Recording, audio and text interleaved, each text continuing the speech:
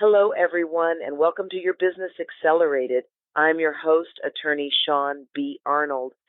This is a podcast series where we are covering a number of business issues that are the type of business issues that I get a lot of questions about from clients. Tonight, we visit the topic of your gray matter matters. This discussion will show you how to create residual income by utilizing copyrights, trademarks, and patents to protect your rights, enlighten the public, and license your intellectual property to others. That is what we are going to discuss this evening. I'm very excited about that. Tonight, we're talking about developing and protecting your intellectual property. Next week, it will be something else. This is a very exciting topic for me. I do not do patent law because those patent attorneys tend to also have engineering degrees, or they're also physicians or RNs or something that's very, very egg-headed. In addition to being an attorney, I am none of those egg-headed things. I am a simple egghead, just an attorney, a California attorney. I'm a former Series 7, Series 65, Series 63, and California insurance licensed. That's technical speak, for I was a stockbroker or financial advisor years ago. I guess I'm a little egg-headed. These days, I practice law in Los Angeles. I have business clients who are basically spread out all over the country and quite a few in foreign countries. I recently received an email where someone said, I am considering getting a trademark for the name of a group of solutions to problems that customers in my niche face. The trademark cost, however, is prohibitive. At present, I will be launching my website soon, and the name of the group of solutions will then be made public. Is there another way to protect myself against competitors using the name for my solutions as their own name? Also, Karen asks, is it illegal to use the TM symbol before I actually register the trademark? Well, there are a number of things in operation here that I want to make sure that we touch on for Karen. If you are experiencing budget crunches and you want to register your intellectual property, here are some things that I think may help you curb your costs. Be sure to start with just one classification of goods and services. That will streamline your application. There are some other things Karen can do to maximize protection and minimize costs. She can actually file her trademark application on her own, and that would also help her maintain her budget. I would suggest that if she's really budgeting tightly, that she might want to start with business cards and letterhead as her very first classification of goods and services. That is going to allow Karen to do business without incurring a lot of expense for trademark registration. Now, Karen does need to be prepared to give specimens to the USPTO, and specimens are just samples of the mark being actually used in the marketplace. So for Karen's solutions, well, it's kind of hard to tell from her email what she means by solutions. Are they going to be software solutions? Are they going to be business process solutions? There are some things in business that are trademarkable and some things that are not. At this time, the business is trademarking certain business processes that can show themselves to be new, useful, novel, and unique. Those processes adhere to certain other standards that the Patent Office requires. It is possible that she may be able to patent her solutions. Now, the trademark that she's actually asking about would really go more to Karen's logo and her tagline. For example, you've heard me say my tagline many times, and that is, I encourage you to maximize your competence to get the confidence you need to succeed. If the solution that Karen is presenting do come with a tagline attached, then she will want to look at separately, trademarking the tagline as well as potentially trademarking the solutions. Again, the email that Karen sent to me is a little bit vague as to what she means by solutions. So It's an assumption on my part that we are talking about a group of solutions that are trademarkable. So, and Karen actually asked me another question. She inquired as to whether it's illegal to use the TM symbol before she actually registers the trademark. Now, the point of the TM symbol is that you have actually filed an application for trademark, so you don't want to use that TM designation unless you have a pending application. Remember, the entire point of the trademark application is to give notice to the world that you have this trademark that you're using in commerce. So you don't want to pull any punches with that. You don't want to go to the marketplace with a mark and then change it. And you don't want to tell the world that you have a trademark application pending when you don't.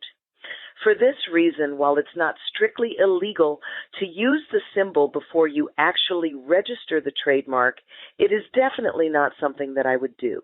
And in fact, I would have to do some more research for Karen to know whether the term illegal is actually a proper term to describe using that symbol before you actually register the trademark. But I do know that it's not proper, and you want to avoid the appearance of impropriety. And so the trademark, that TM symbol, is actually to be used for marks that have been filed with the trademark office when your application is pending. I would not use it unless you actually file the application. Now, mind you, filing your application for trademark is not the same thing as registering your trademark. You have to go through the entire 12 to 18 month application process before you can actually say that your trademark is registered. Let's talk about what it takes to properly develop intellectual property. In general, I guess the first question that we really need to ask is, what is intellectual property? Well, folks, intellectual property is the invention, the process, and or the product that results from your creative talent. In the case of Karen, this evening we were talking about her business solutions, which are processes. Intellectual property might include copyrights, trademarks, and patents. A company may also have trade secrets, but they are not registered. As such, they need to be very closely guarded. You may be wondering what kind of things can generally be trademarked. Well, if we think about Karen and the new company that she's getting ready to launch, if she has a logo for her company, that logo can certainly be trademarked. And if she has any taglines for the processes that she's bringing to the marketplace, those taglines can also be trademarked, and her packaging and design. Karen is going to want to trademark those things. If her solutions have a certain look and feel, she's going to want to trademark them. What then is involved in the trademarking process? It is a fairly simple process where you go to the United States Patent and Trademark Office and you complete and submit the application. The best way to complete and submit that application is online. You would also submit your specimens online. So make sure that any specimen that you have that shows the trademark actually being used in commerce. Once you upload your application and submit your specimen in about 6 months, your application is going to get assigned to an examining attorney. Your examining attorney is going to review your application. They're going to review it for completeness and correctness, and they're going to review it to see if it possibly infringes on another mark that's already in commerce, and they may require you to make changes or corrections to your application or mark. If the examining attorney accepts your application, they will publish the mark for 30 days in the Gazette. If no one objects, your trademark will issue. If someone objects, then you enter into litigation over who gets to own the mark within the USPTO.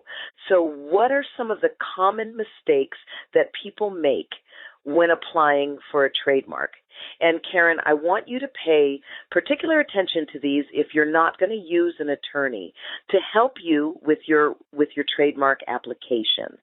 I would suggest that you talk to some attorneys and see if you can find one that will do an A project fee with you. And that way, you can actually have somebody who is experienced and knows what they're doing, and yet still save some money too. Some of the common mistakes that people make when they are applying for a trademark include making changes after your application has been submitted and not having any trademarks on the books, except actual series of books. So if you're planning to create a series of books, you're not going to actually be able to trademark that series of books until the second book is in existence. And another common mistake that people make when they're applying for a trademark includes failing to file for the proper goods and services categories. You heard me mention that Karen can streamline her costs by using business cards and letterhead as her initial classification of goods and services. And that's a very good idea for her to do, but she needs to make sure that she doesn't then go out and create a bunch of T-shirts, because T-shirts are a separate classification of goods and services. So she wants to be very sure that whatever trademark she files, her actual use in the marketplace supports that filing. And then, of course, you always want to make sure that you meet all of your statutory deadlines, because if you don't, it can be fatal to your application. In some cases, you can actually revive a dead application, but why go through that? That costs some money, and it's a lot of hassle and a lot of stress. So what happens then if someone then infringes on your trademark? If someone does actually infringe on your trademark, we would send a cease and desist letter to them.